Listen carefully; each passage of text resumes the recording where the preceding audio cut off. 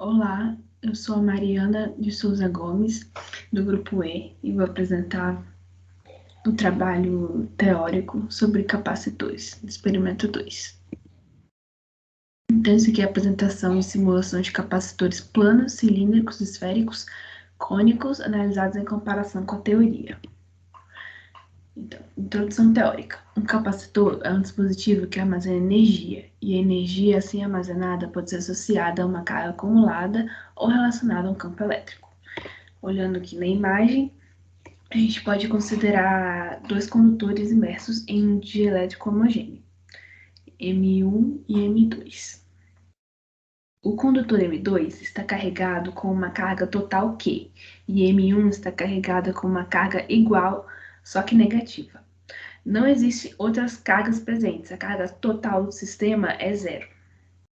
Agora, sabemos que a carga se posiciona na superfície com uma densidade superficial de carga, que o campo elétrico é normal à superfície do condutor. Também sabemos que cada condutor é uma superfície equipotencial. Uma vez que M2 está carregada positivamente, o fluxo elétrico está direcionado de M2 para M1 e M2 no potencial mais positivo. Em outras palavras, o trabalho deve ser realizado para levar uma carga positiva de M1 até M2.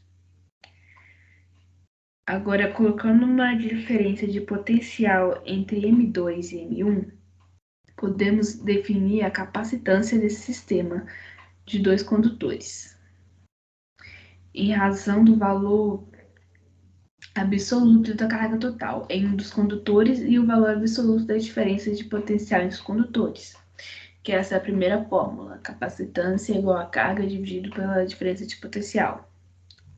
Em termos gerais, determinamos carga por uma integral das superfícies sobre os condutores positivos e calculamos V0 deslocando uma carga positiva unitária da superfície negativa. Chegamos a essa segunda fórmula que tem aí. A capacitância é independente do potencial e da carga total, pois a razão entre eles é constante.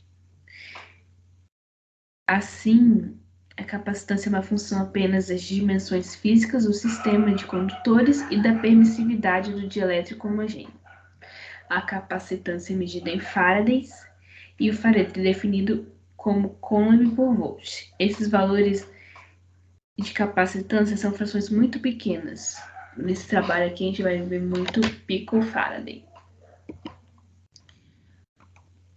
Aqui os experimentos simulados foi feito no software Unsoft Maxwell e os resultados emitidos da simulação foram comparados com cálculos teóricos de cada capacitor estudado.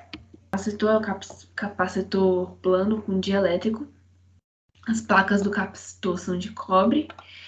Na placa A, que é a de cima, temos 8 volts e na placa B 1 volt. E o dielétrico é de Teflon.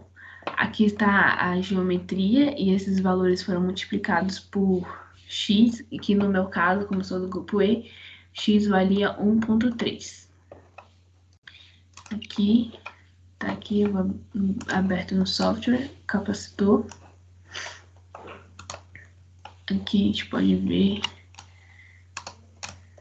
aqui, placa A, placa B, dielétrico,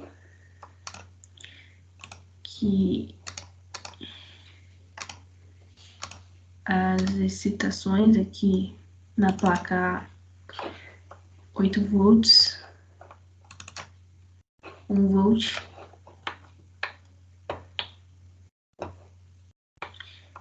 e bem aqui a gente pode ver os resultados. Pode ver aqui os materiais. E esse aqui foi o resultado. Chegamos a uma capacitância de 14,74 picofarads. Aqui temos a magnitude do campo elétrico. A gente pode ver que ele fica maior quando passa pelo dielétrico. Aqui temos a direção do campo elétrico. Ele está indo direcionado para baixo, né? direção do Z negativo. Vou abrir aqui.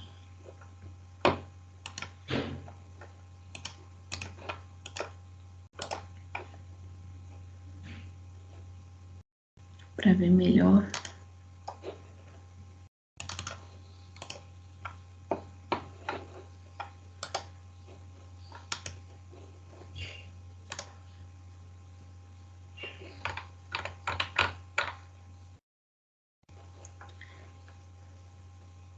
Pode ver, né, que ele está indo da placa A para a placa B.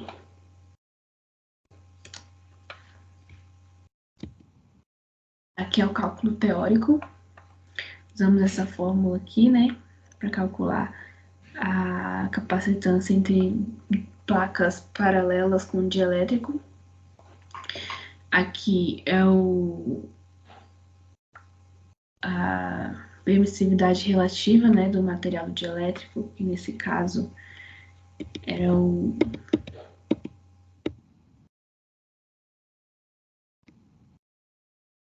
chegamos ao resultado de 1,345 vezes 10 elevado a menos 11 Fahrenheit, que é um valor próximo da simulação.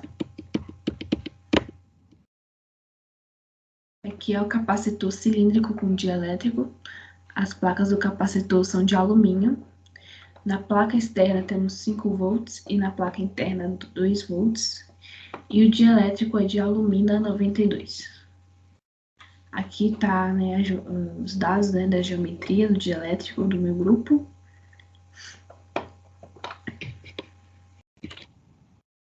Aqui o capacitor montado. Chegamos a uma capacitância de 17,757 picofarads. Vou abrir aqui.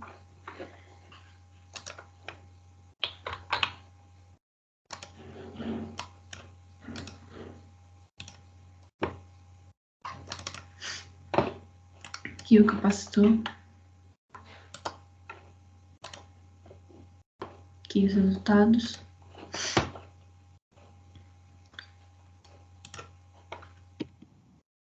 Aqui a gente pode ver, né, a magnitude do campo elétrico. A gente pode ver que ele é mais intenso que durante no dielétrico e que ele é constante, né, no sentido Z.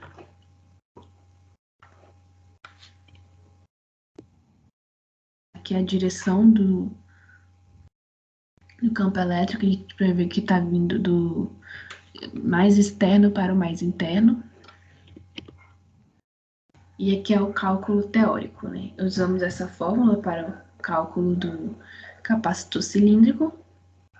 Chegamos ao valor de 1,771 vezes 10 elevado a menos 11 Faraday, que também é um valor próximo, né, do simulado. Capacitor esférico com dielétrico. As placas do capacitor é de ouro, 10 volts na placa externa e 20 volts na placa interna. O dielétrico é de polietileno. Vou abrir aqui.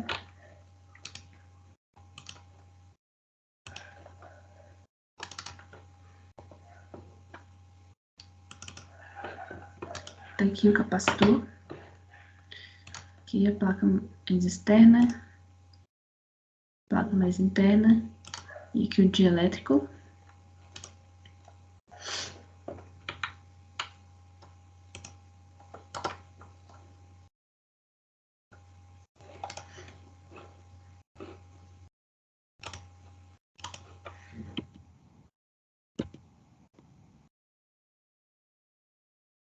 Chegamos a uma capacitância de 7,0569 picofarads.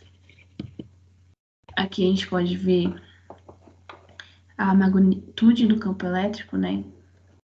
A gente pode ver que, de acordo com os outros capacitores, ela é mais intensa no dielétrico. Aqui a gente pode ver que em cima, onde não tem dielétrico, que é nula.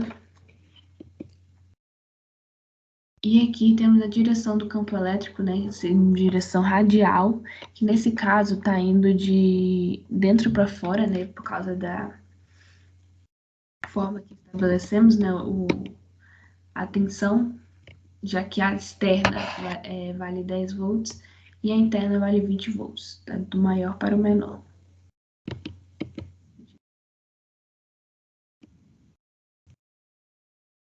Aqui é o cálculo teórico do capacitor esférico com dielétrico. A gente foi usar dessa fórmula aqui, 4π vezes a permissividade elétrica do polietileno, vezes a permissividade elétrica do vácuo, vezes AB dividido por A menos B. Chegamos ao resultado de 2,866 vezes picofarads, que deu uma discrepância aí de mais ou menos 5 picofarads.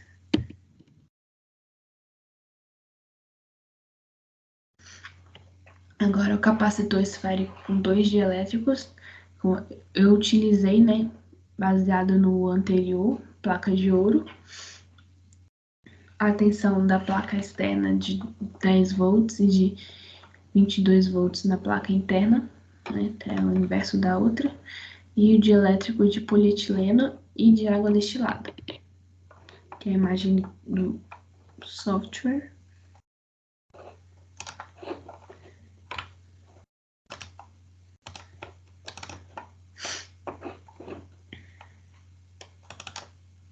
Tá aqui, capacitor.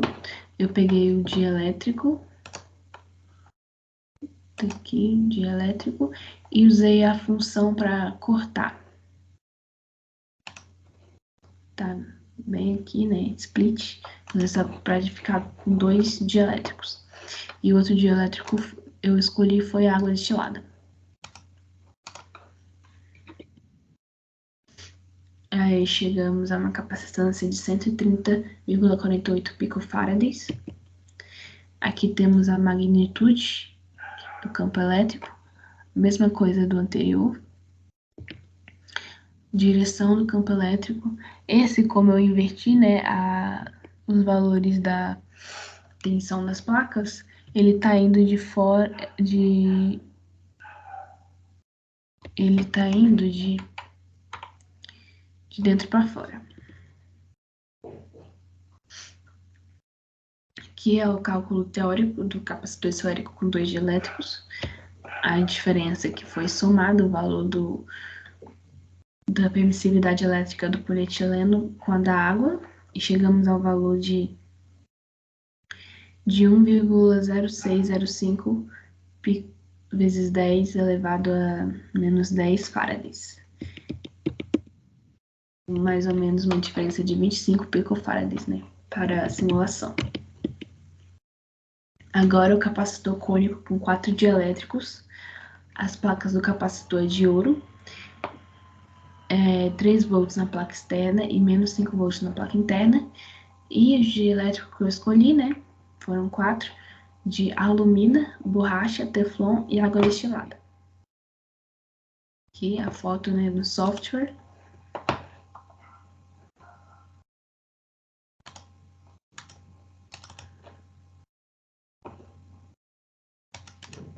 Tá aqui no software. Mesma coisa no outro, eu montei os cones e depois usei a função split 2 vezes. Aí eu consegui 4 dielétricos. Aqui a gente pode ver, né, os materiais e os sólidos.